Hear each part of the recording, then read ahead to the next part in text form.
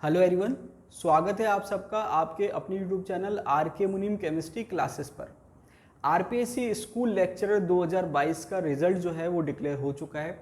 काफ़ी अच्छा रिजल्ट रहा है, काफ़ी सारे स्टूडेंट सिलेक्ट हुए हैं। एक एक करके बात करते हैं। सबसे पहले बात करते हैं मेरे स्टूडेंट की, नत्थु कुमार वर्मा। अब देखिए, नत्थु कुमार वर्मा जो है उनका रोल नंबर है 717621 और रैंक है 86।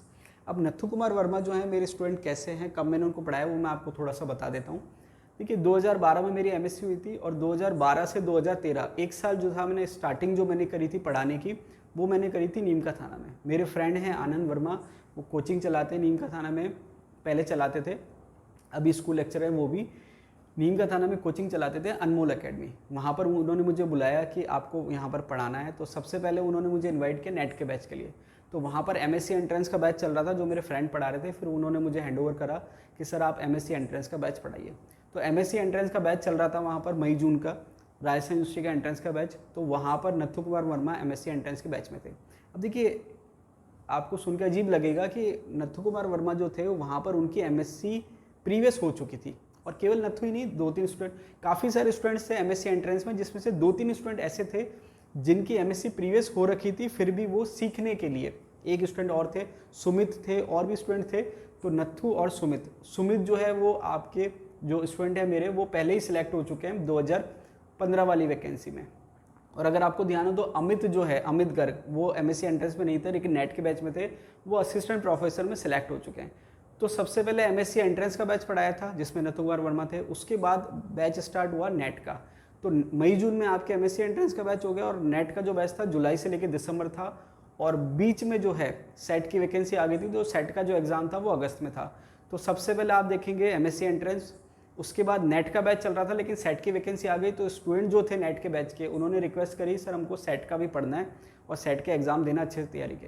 तो मुझे ये था कि सिलेबस बहुत ज़्यादा है और टाइम इतना नहीं है, तो एक बार तो मैंने उनको मना कर दिया।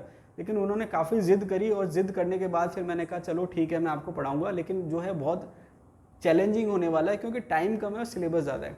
तो आप मानेंगे नहीं, मुझे अब मैं खुद आज सोचता हूँ तो मुझे यकीन नहीं होता।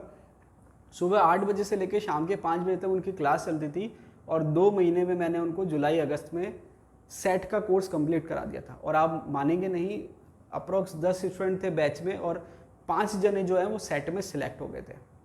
नत्थु जो है उनका भी सेट में सिलेक्शन हो गया था। उसके बाद दिसंबर में जो है वो नेट की एग्ज़ाम हुई, और नेट के एग्ज़ाम के बाद मैंने एमएससी पढ़ाया था।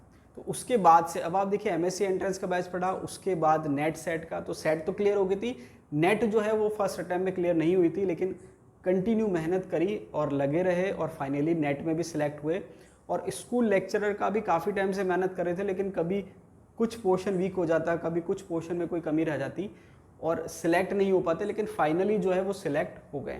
तो आप देखेंगे कि नीम का थाना जो मैंने पहला बैच पढ़ाया था, नत्थु हो गए, अमित गर्ग हो गए, जिनको मैंने वीडियो बनाया था पहले, असिस्टेंट प्रोफेसर में सिलेक्शन हो गया था, सुमित हो गए, काफ़ी सारे स्टूडेंट्स हैं, आयुषी है, खुशबू है, मेगा है, काफ़ी सारे स्टूडेंट्स हैं, कईयों का नाम हो सकता है छूट गया हो।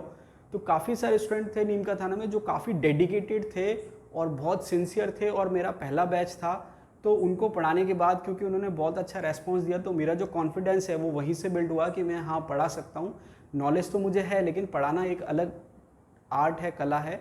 तो वहाँ से मुझे कॉन्फिडेंस मिला कि हाँ मैं पढ़ा सकता हूँ। बच्चों का रेस्पॉन्स इतना बढ़िया था। और देखिए, नत्थु जो थे डेडिकेटेड तो थे ही, और काफ़ी चीज़ें जो है पर्सनली जो है मैं उनसे अटैच हूँ। देखिए, कुछ उनके किस्से मैं आपको सुनाता हूँ, थोड़ा सा डिफरेंट वे में हो जाएगा, लेकिन मैं आपको ऐसे नॉलेज के लिए मतलब आपको वैसे ही बता देता हूँ कि देखिए बॉन्डिंग जो होती है वो क्या होती है। नीम का थाना में 1 साल रहा था, और नीम का थाना से जब मैं 1 साल पूरे होने के बाद अजमेर आया, तो जितने स्टूडेंट थे सारे स्टेशन आए थे मुझे छोड़ने के लिए। नत्थु कुमार वर्मा जो है मुझे घर तक छोड़ने, मतलब नीम का थाना से अजमेर छोड़ने मुझे आए थे। तो इसलिए मेरे फेवरेट स्टूडेंट हैं, one of the favourite student है। तो नीम का थाना से अजमेर मुझे छोड़ने आए थे, काफ़ी सारी बुक्स थी तो वो लेके हम साथ आए थे। तो अजमेर आए, उसके बाद 2017 में मेरी शादी हुई थी, तो मेरी शादी में भी नत्थु कुमार वर्मा आए थे मेरे घर पे। तो ये जो है बॉन्डिंग बताती है कि भाई टीचर और स्टूडेंट की जो बॉन्डिंग है वो क्या होती है। आजकल थोड़ा सा प्रोफेशनल ज़्यादा हो गया है कि भाई टीचर और स्टूडेंट को बहुत ज़्यादा एक दूसरे से मतलब नहीं रहता है, लेकिन अगर हम जेन्युइन मेहनत करते हैं साथ में तो एक बॉन्डिंग बन जाती है कि भाई हमको एक टारगेट अचीव करना है। जैसे मान लीजिए अब स्कूल लेक्चर का बैच है तो हमने कंटिन्यू तैयारी करी, काफ़ी सारे स्टूडेंट्स थे, साथ में तैयारी करी और लास्ट में जब रिज़ल्ट मिलता है तो एक सेटिस्फैक्शन रहता है कि हाँ हमने जो मेहनत करी उसका हमें रिज़ल्ट मिला है। अब देखिए इसके बाद एक बहुत इंपॉर्टेंट बात और है कि कई बार क्या होता था, मैं कुछ किस्से बता रहा हूँ, थोड़ा सा आपको लगे कि हाँ बहुत आउट ऑफ द लाइन हो गया है। जैसे कई बार क्या होता था कि कोचिंग पढ़ाते थे तो वहाँ पर कोई ओकेजन आ गया, जैसे मान लीजिए मेरा जन्मदिन आ गया या कुछ भी ओकेजन आ गया, तो वहाँ पर छोटी मोटी पार्टी हम रखते थे। तो मैं जो है थोड़ा मेरा नेचर ऐसा ही था, उस टाइम पे नया में था, तो मैं क्या एक एक स्टूडेंट को अपने हाथों से खिलाता था। तो मंगलवार का दिन था और मैंने नथु को खिलाया, उसने खा लिया, ठीक है। फिर बाद में उसने मुझे कहा कि सर मेरा आज व्रत था, लेकिन ये है कि व्रत तो मैं हर मंगलवार को करता हूँ, लेकिन आपके हाथों से खाने का मौका जो है मुझे बाद में नहीं मिलता। तो कहने का मतलब ये है कि उन्होंने अपना व्रत भी तोड़ लिया।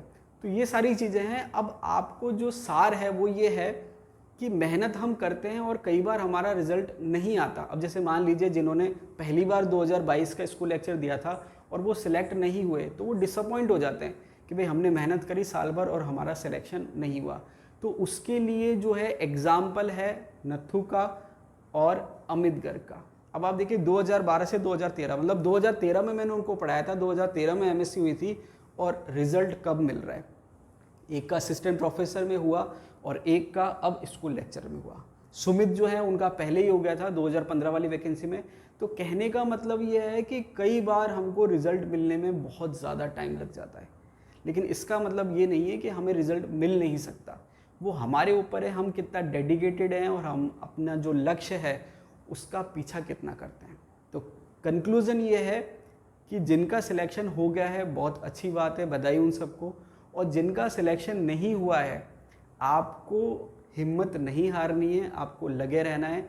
मैं आपके साथ हूँ, कोई भी प्रॉब्लम आएगी, कोई भी चैलेंजेस आएंगे, हम साथ में मिलकर इसको सॉल्व करेंगे और जो नेक्स्ट जो वैकेंसी अभी आ रही है उसमें आपका जो सिलेक्शन है वो पक्का हम मिलके उसकी तैयारी करेंगे और आपका सिलेक्शन जो है डेफिनेटली उसमें होगा। तो अभी के लिए इतना ही, मिलते हैं अगले वीडियो में, तब तक के लिए धन्यवाद।